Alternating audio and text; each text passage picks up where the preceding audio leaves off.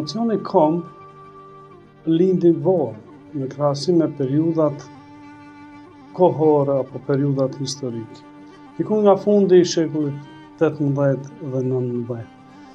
Kombi apo kombin e përcakton një popull në bazë të folurit të tij, gjuhës, në bazë të veshjes së tij, traditës së tij, territorit ku jeton.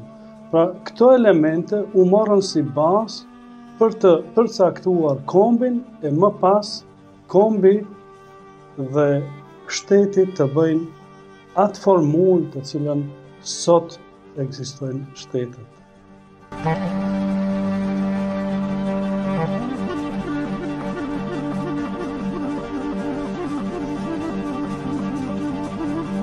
Gjuha amtare është një ndër obligimet e secilit qytetar, e secilit, kisha thënë, bashk kombas, e secilit kudo që jeton, pavarësisht kushteve që ka, si do të ruhet.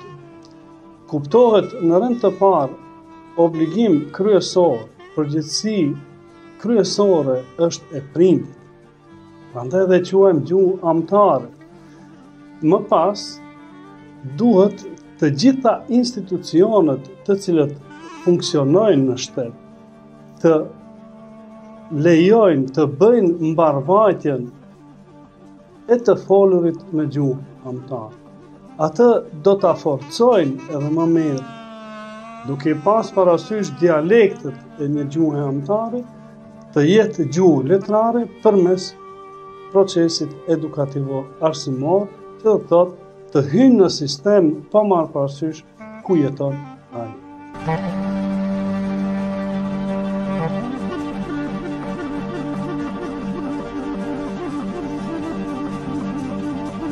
Padyshim, një komb nuk mund të quhet komb, po që se gjuha e tij ngec, nuk zhvillohet, apo edhe më mirë thënë, gjuha e tij nuk do të jetë ajo të cilën e quajmë një gjuhë amtare.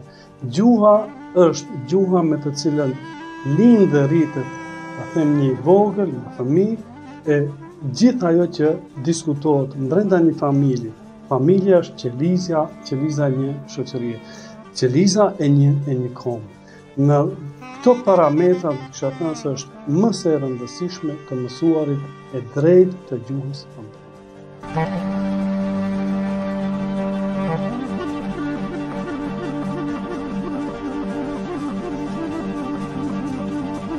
Nuk ka komb ndoshta, siç jemi ne, kombi shqiptar, për numrin e festave që kemi, por do ta kisha veçuar nëntorin. Nëntori paraqet muaj i të vjelave kombëtare, gjithë asaj që ishte mbjellur ndër vite, ndër shekuj. Muaji nëntor, 28 nëntori, nuk është vetëm ajo datë e pavarësisë, me këtë datë lidhen shumë çfarë ngjarje të tjera. Do të kishim filluar neve me 28-shin, me kthimin e kryetërimit, me kthimin e Skënderbeut në atdheun e tij, ku edhe shpall me 28 nëntor 1443 në Kruj pavarësinë e shtetit shqiptar, simbolet me të cilat në atë ditë u bën, edhe sot jemi duke i përdorur të njëjtat. Me 28 nëntor nuk mbaron vetëm me këtë datë 1443, por edhe më pastaj në 28 nëntor 1912 kemi shpalljen e pavarësisë së shtetit shqiptar nga rilindasit, duke e ditur si kryeministër parë kishim Ismail Qemal.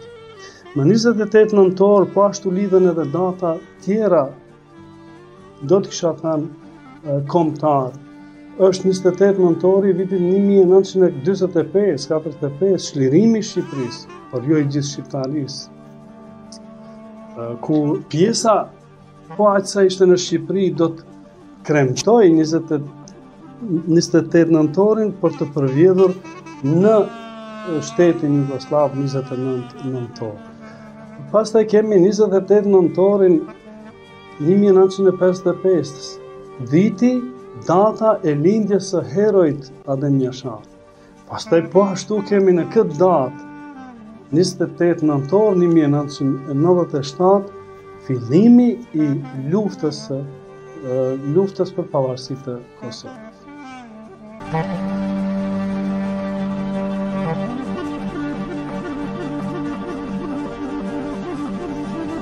Është më së e ditur si lidhja e Lezhës, po është më së e ditur dhe e qartë kush dëshiron të përçarë.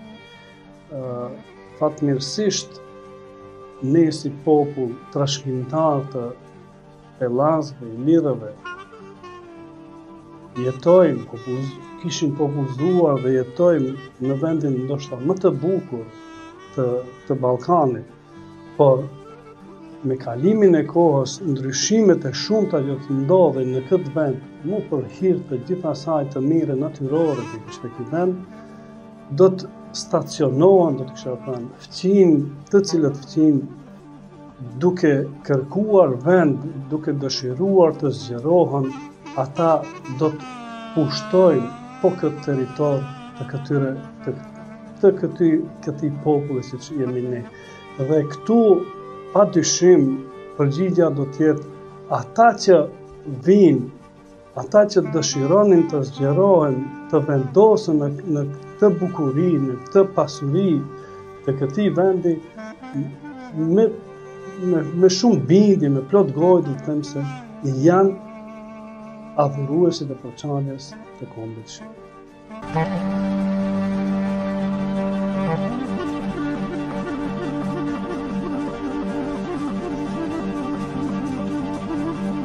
Bashkimi Kombëtar ndoshta do na duhej shumë kohë për ta elaboruar, por nuk është vetëm fjalë. Pasi që ajo është shndruar në një diçë, përsëri do të them të paspjeguar, si një ushqim secilit shqiptar, dhe kushdo që do të tentoj ta pengoj atë, aq më shumë do ta trazoj, aq më shumë do ta aktivizoj këtë proces. Është e pamundur të besojmë se Bashkimi Kombëtar do heshtet qoftë nga vetë kombi ynë brenda nesh, apo nga jashtë, siç dëgjohet, siç ka zëra të tillë të cilët në vazhdimsi insistojnë që një gjë e tillë të mos bëhet, që dëshmon edhe ajo e bërë para se të krijohet shteti. Bashkimi Kombëtar duheshte të bëhet qemot. Bashkimi Kombëtar jo vetëm që do të plotësonte dëshirën apo do të bënte atë zbrastir të shqiptarëve, por sikur ajo të ndodhte shumë më herët, do të ishte shumë më i qetë edhe Ballkani, do të ishte shumë më i qetë edhe Evropa apo gjithë qinjet përreth në aspektin geopolitik, do të kisha thënë. Pra, Bashkimi Kombëtar sot, dhe nuk di se sa vite në të ardhmen, do të ekzistojë edhe do të jetë një pikë e pashlyeshme, një pikë e gjallë nga e cila shqiptari, çdo shqiptar, kudo që është, jashtë apo brenda këtyre territorëve, do të ushqehet me këtë idil, me këtë ideal.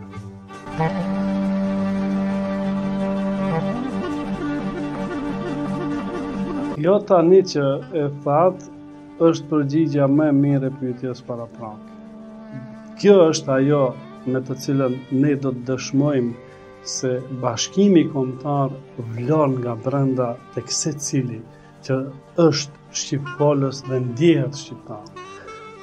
Ajo që ndodh në gjitha segmentet e jetës, qoftë në fushën e artit muzikor, në fushën e artit piktural, apo në sport, apo gjitha disiplinat, në jetën tonë të përditshme, arritjet e secilit nga këto sportist, nga këto artist, paraqesin vulën e asaj se çfarë duhet bërë, dhe a mund të ketë ndonjë shqiptar që nuk do të gëzohej me arritjet e këtilla.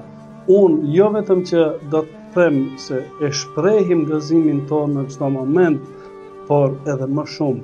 Këto janë yjet të cilat e mbajnë në dritë vazhdën e asaj që ne quajmë bashkim. Edhe është më se nevojshme që një gjë e tillë sa më shpejt të kuptohet edhe tek fqinjët edhe tek të gjithë ata, se pa një bashkim të këtill, pa një liri të këtill, nuk do të ketë edhe paqe. Të gjithë synojmë paqen, progresin dhe lirinë.